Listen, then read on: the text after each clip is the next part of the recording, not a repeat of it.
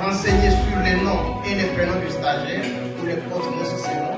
Du vendredi 5 au samedi 13 septembre 2025, les acteurs de l'éducation nationale de Mbanza-Ngungu vont être renforcés en capacité sur la réforme du système éducatif congolais sous les thèmes « Les enseignants et enseignement de qualité » avec la coordination de la DIFOR BG et la direction provinciale en collaboration avec l'UNESCO, partenaire du gouvernement congolais, tous deux engagés dans la transformation du système éducatif du pays.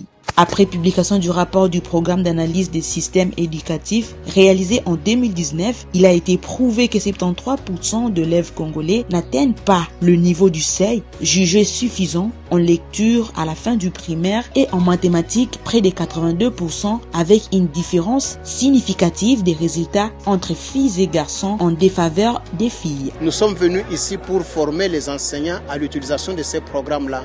Comme ils vont l'utiliser déjà dès cette année scolaire, on les forme à pouvoir l'utiliser. On est dans une phase expérimentale. Les enseignants concernés sont les enseignants des écoles expérimentales. On a 3 sites, 3 provinces, dont la province du Congo central, en particulier la province éducationnelle de Mbanza-Ngungu. Et ici à Mbanza-Ngungu, on a 4 écoles secondaires qui vont recevoir les humanités pédagogiques rénovées et 4 écoles primaires qui sont des écoles d'application où les élèves qui font les HPR vont aller en stage.